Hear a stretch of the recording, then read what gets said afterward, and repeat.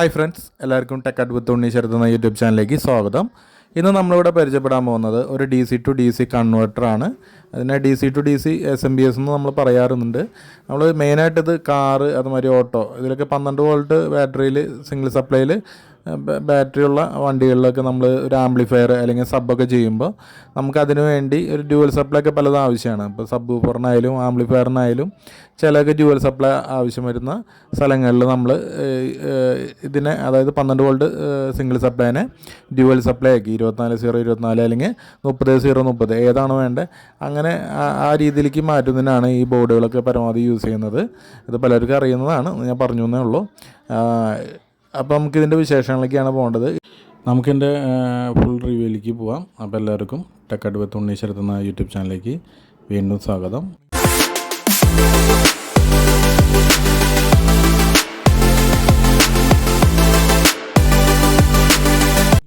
ഇതാണ് ആ ബോർഡ്. നമുക്ക് കാണാം RBLാണ് ഇത് ഇറക്കുന്നത്. RBL പ്ലസ് എന്ന് പറഞ്ഞ മോഡലാണ്. ഇതിന് തൊട്ട് മുമ്പ് അവർ ഒരു SMBS ഇറക്കിയിട്ടുണ്ടായിരുന്നു. ഇത് പുതിയ വേർഷനാണ് അവരുടെ. നല്ല ക്വാളിറ്റി ഉള്ള കമ്പോണൻസുകൾ നമുക്കിവിടെ കാണാം. DC to DC SMBS എന്നും പറയും, കൺവെർട്ടർ എന്നും പറയും. നേരത്തെ പറഞ്ഞ മാതിരി തന്നെ 12 വോൾട്ട് ബാറ്ററിയിൽ പ്രവർത്തിക്കുന്ന വണ്ടികളിലൊക്കെ നമുക്കിത് ഡ്യുവൽ സപ്ലൈ ആക്കാൻ വേണ്ടിയിട്ടാണ് ഇങ്ങനത്തെ ബോർഡുകളൊക്കെ നമ്മൾ യൂസ് ചെയ്യുന്നത്. ഇതിപ്പോൾ നമ്മുടെ കയ്യിലുള്ളത് 12 വോൾട്ട് കൊടുത്ത 30/30 ഒരു 10 ആംപിയറിൻ്റെ അടുത്ത് കിട്ടുന്ന തരത്തിലുള്ള ഒരു SMBS ആണ് ഇപ്പോഴൊക്കെ നമ്മുടെ കയ്യിലുള്ളത്. നല്ല ക്വാളിറ്റിയിൽ തന്നെയാണ് അവർ ചെയ്തിട്ടുള്ളത്. മെയിനായിട്ട് ഇതിൽ യൂസ് ചെയ്തിട്ടുള്ള കോർ നോക്കുകയാണെങ്കിൽ ടൊറോഡയിൽ കോറാണ് ഇതിൽ യൂസ് ചെയ്തിട്ടുള്ളത്. പിന്നെ മോസ്ഫെറ്റുകളായാലും ഡയോഡുകളായാലും ഒക്കെ തന്നെ നല്ല ക്വാളിറ്റിയിലാണ്. മെയിനായിട്ട് PCB ആണ്, നല്ല ക്വാളിറ്റിയുള്ള PCB.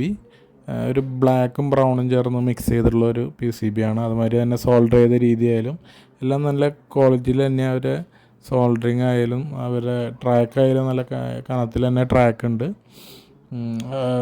പ്രത്യേകിച്ച് പറയേണ്ട ആവശ്യമില്ല. RBLൻ്റെ ഒക്കെ നല്ല ക്വാളിറ്റിയിൽ തന്നെയാണ് അവർ ചെയ്യാറുള്ളത്. പിന്നെ കമ്പോണൻസുകളൊക്കെ നോക്കുകയാണെങ്കിൽ നമുക്ക് കാണാം, ഇവിടെയാണ് നമുക്ക് പവർ സപ്ലൈ കൊടുക്കേണ്ട ഏരിയയാണ്, പ്ലസ് മൈനസ് കൊടുക്കേണ്ട ഏരിയയാണ്. അതായത് ബാറ്ററി എന്ന് വരുന്ന 12 പ്ലസും ഗ്രൗണ്ടും അത് കൊടുക്കേണ്ട സ്ഥലമാണ്. അതിൽ കറക്റ്റായിട്ട് അതിൽ മെൻഷൻ ചെയ്തിട്ടുണ്ട്. നമുക്ക് വേണമെങ്കിൽ പരമാവധി സോൾഡർ ചെയ്യാൻ നോക്കുക. ഞാൻ എപ്പോഴും പറയാറുണ്ട്, പവർ സപ്ലൈ പരമാവധി സോൾഡർ ചെയ്ത് ചെയ്യുന്നതായിരിക്കും നല്ലത്. കാരണം വണ്ടിയൊക്കെ ഓടുമ്പോഴൊക്കെ ഭയങ്കര ചാട്ടമായിരിക്കും. അപ്പോൾ അതൊന്നും വിട്ടു പോകാതിരിക്കാൻ വേണ്ടിയൊക്കെയാണ് നമ്മൾ സോൾഡർ ചെയ്യുന്നത് പറഞ്ഞത്. ഇവിടെയാണ് നമ്മൾ സ്വിച്ചിങ് ഓപ്ഷൻ. സ്വിച്ചിങ്ങിന് വേണ്ടിയിട്ട് ഇവിടെ നിന്നാണ് നമുക്ക് എടുക്കേണ്ടത്. അവരതിനൊരു ഫീമെയിൽ ജാക്ക് തന്നിട്ടുണ്ട് നമുക്ക് വിത്ത് വയേഴ്സ് അടക്കം. അപ്പോൾ നമ്മൾ ഇവിടുന്ന് സ്വിച്ചിങ് ഓപ്ഷനാണ് എടുക്കേണ്ടത്. പിന്നെ നമുക്ക് വരുന്നത് ഔട്ട്പുട്ടാണ്. ഇവിടെ കാണാം, ഇവിടെ നിന്നാണ് നമ്മൾ ഔട്ട്പുട്ട് എടുക്കേണ്ടത്. കറക്റ്റായിട്ട് പറഞ്ഞ plus minus ground dual supply. ഇത് നേരത്തെ പറഞ്ഞു 30/30 ആണ് ഇതിൽ യൂസ് ചെയ്തിട്ടുള്ളത്. യൂസ് ചെയ്യില്ല, 30/30 ആണ് നമുക്ക് ഔട്ട്പുട്ട് കിട്ടേണ്ടത് DC.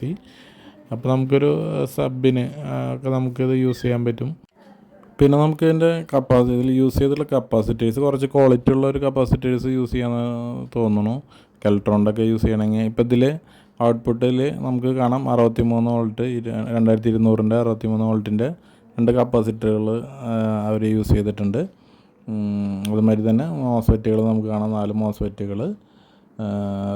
പിന്നെ നമ്മളതിൽ നമുക്ക് കാണാം MFR റെസിസ്റ്ററുകളൊക്കെ യൂസ് ചെയ്തിട്ടുണ്ട്. പിന്നെ നമുക്കിവിടെ ഒരു ഫ്യൂസ്, ഒരു പ്രൊട്ടക്ഷന് വേണ്ടിയിട്ട് ഒരു ഫ്യൂസ് അവർ ആഡ് ചെയ്തിട്ടുണ്ട്. അത് നല്ലൊരു കാര്യമാണ്. പിന്നെ ഒരു IC 3525 ഒരു നമ്മൾ ഇൻവെർട്ടറിലൊക്കെ യൂസ് ചെയ്യുന്ന ഒരു IC അവർ ഇതിൽ യൂസ് ചെയ്തിട്ടുണ്ട്. ഓവറോൾ നോക്കുകയാണെങ്കിൽ തരക്കേടില്ല എന്ന് തന്നെ പറയാം. നമുക്ക് ഡയോഡുകൾ കാണാം. പിന്നെ മെയിനായിട്ട് കോറ് ടൊറോഡയിൽ കോറാണ്. നല്ല ക്വാളിറ്റിയിൽ തന്നെ അവരത് ചെയ്തെടുത്തിട്ടുണ്ട്.